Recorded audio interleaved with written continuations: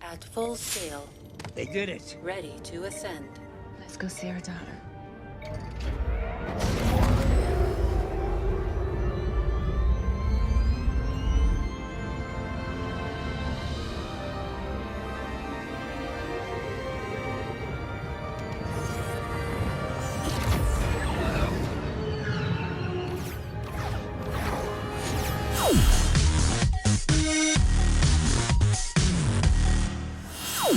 Excelsior True Believers, what's up guys?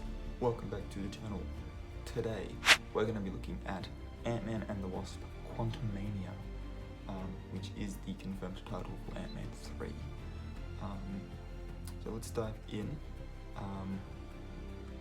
Before I get into it properly though, we don't actually have a synopsis, so the synopsis I've got here is just my speculation, and therefore the how sort of works off that and popular theories. Anyway, who is going to be in it? We actually know pretty much the core cast. So Paul Rudd's back as Scott Lang Ant-Man, Evangeline Lilly as Hope Van Dyne Wasp, Michael Douglas is back as Hank Pym, Michelle Pfeiffer back as Janet Van Dyne. Is it likely that with her knowledge of the quantum realm and it being called Quantumania and knowing who our villain is, that we're actually going to get to see her lead everyone back down into the quantum realm? Probably. Hank's going to tag along because he doesn't want to lose his wife again, and obviously our heroes are going to go there because they're our heroes. Jonathan Majors will be joining the cast as Kang the Conqueror, which is exciting. It does mean that that little city in the clip at the beginning is Chronopolis, which is awesome. And he's probably going to come, and I get into this in a little bit more detail, but it's probably going to mean that he's going to be after Scott Lang specifically because of Scott's being in a time vortex during the blip and then leading the rest of the Avengers on their time heist, which probably erased, or theoretically could have erased some timelines that he had taken from to build his city, and therefore by undoing the snap, Kang is now out to conquer all of the new timelines created, as well as potentially reclaim the ones that existed before as well. Which is kind of interesting. It will also bring into question whether or not the endgame logic for time travel continues throughout all of the MCU, or whether it's like, oh actually, yeah, no, that was a good theory, but this is actually how it works, because we've now got a time travel villain whose whole thing is that he's a time traveler, so he would have a better idea. And then the controversial one, Catherine Newton as the aged up Cassie Lang, who potentially could take on her superhero identity in this. A lot of people thinking Stature. I think they're going to try and keep the bug theme and give her the name she has in the comics of Stinger. Time will tell though. I could be wrong, and everyone else is like, yeah, she'll be Stature. Could be right, but I do think that Ant-Man and the Wasp kind of leaves it pretty open that there's a bug theme going on there, and so Stinger would make a little bit more sense.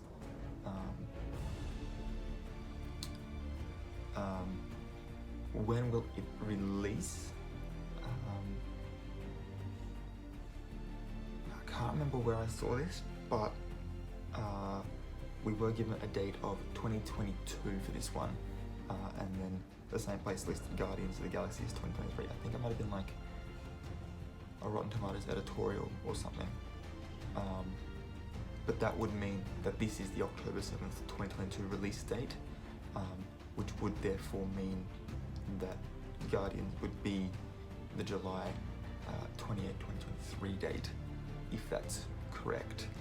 I do have a theory for what all the other release dates that have been announced that don't have movies assigned to them yet.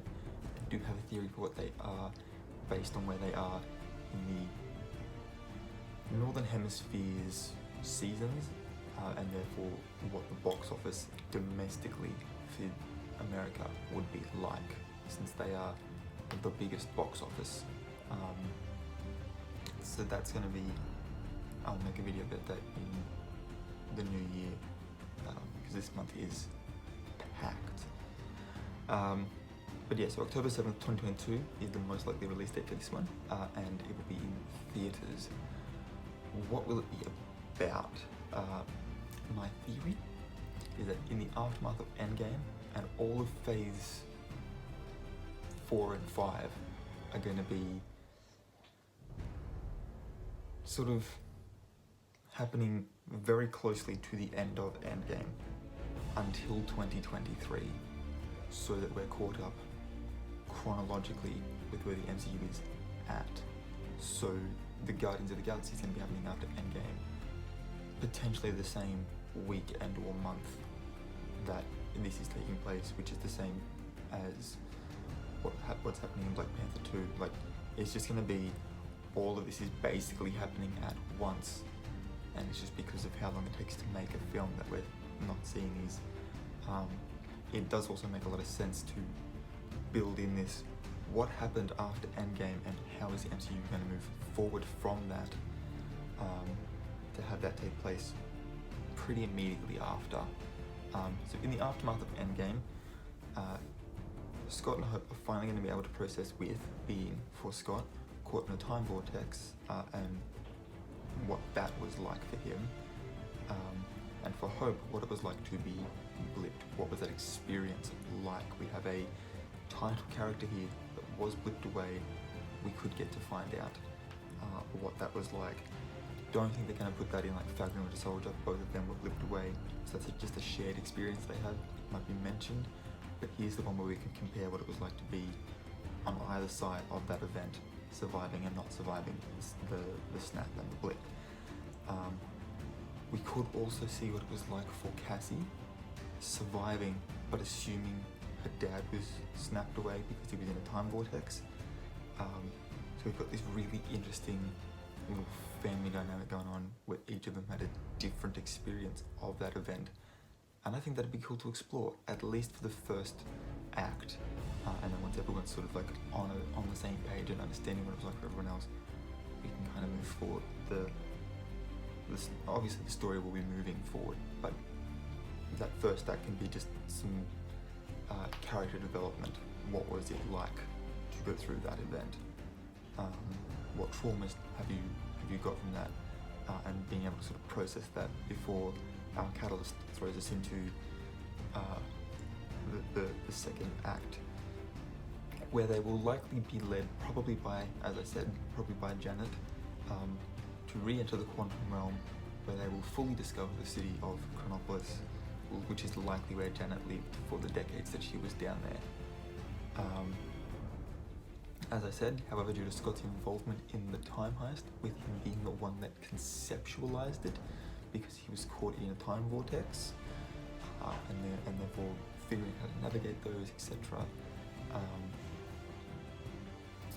Kang will be out to reclaim the city that he once had before the Avengers time meddling, as well as trying to now conquer the other timelines that they created as a result. And in and amongst all that, it's going to be really interesting if Scott will also have to deal with Cassie's increasingly persistent attempts to become a hero just like her father. We saw a little bit of that when she was in Ant-Man 2, where she said that she would make a great partner. This could be now that she's old enough, and we've got other Young Avengers characters popping up before this.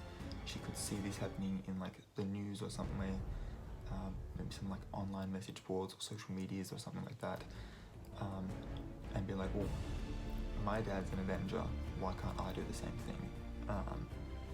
And that's obviously then going to feed into the Young Avengers, which definitely seems to be being set up. And it's also interesting to note that even the fact that this isn't the last announced project that we have coming, this is the last one that's going to introduce a young Avenger. Armor Wars isn't,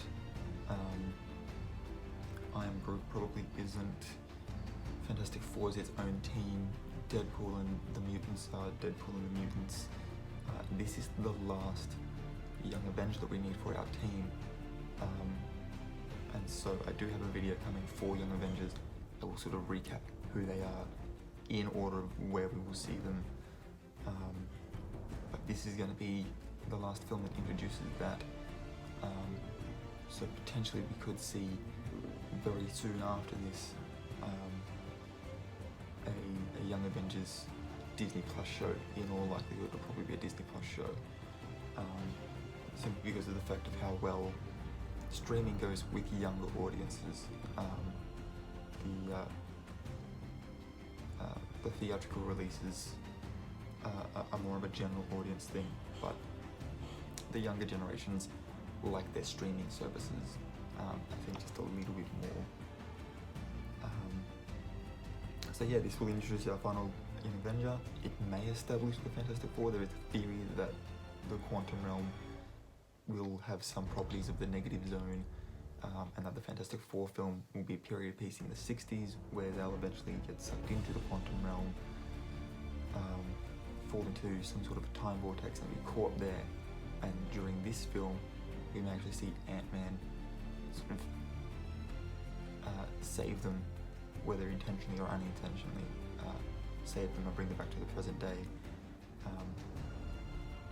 allowing the Fantastic Four to be seen in the 60s, which is when their first comic was actually produced. Fantastic Four #1 was the first comic written by, I think it was the first comic written by Stan Lee once Marvel Comics was actually called Marvel Comics and not, were they Timely? Pretty sure they were Timely.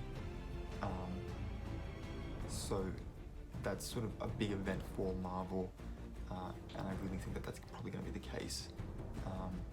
As well as we've seen that the Quantum Realm can give abilities to people. It gave Janet healing, like quantum healing properties. It gave Ghost, when she was hit with quantum energy, the ability to phase shift. And if we're being really honest, the Pym particle probably has some level of quantum mechanics going on in it as well, and it gives the size shifting abilities to Ant-Man and Wasp. So that's probably going to play a part in how the Fantastic Four get their powers. And other than that, this may simply just follow the tried and true method for Ant-Man films, where they really just sort of explore his character and don't really set up anything major for the MCU. However, with Kang the Conqueror coming in, that could change as well. This might be the one where it's like, this is the last in each trilogy, let's set up something big, because that's what the other two have missed. So there's really two ways this film could go. It could just be a fun Ant-Man film to just enjoy, and it sort of fills in what were they doing in this time, with no major implications to the rest of the MCU. Or it could be, well, now we have Kang, we've got our last Young Avenger, here's the Young Avengers thing. Kang's now a big villain, helping to set up even bigger villains,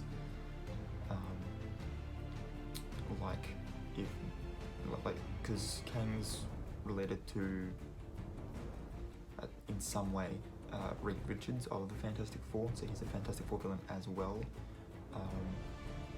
So if Doom, another Fantastic Four villain, discovered that he has a city built from different timelines, that might then make him go, well, what if I built a planet out of different realities, and moving us towards Secret Wars, which is what I've theorized would happen. So two ways this can go, and either way, I'm pretty keen for it.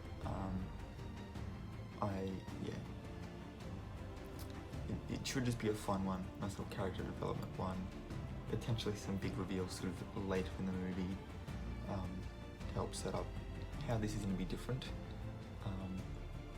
because the other thing that's different with these phases is the original 6 Avengers are basically no longer going to be on the Avengers team. We've got to set up a new Avengers team, so this could be part of where that comes in, which would be really cool. Anyway, that's all I've got for this video. If you enjoyed it, please give it a thumbs up. Don't forget to hit the subscribe button if you are new here, and that notification bell if you want to be notified when I upload new videos. And until next time, guys, keep your head screwed on.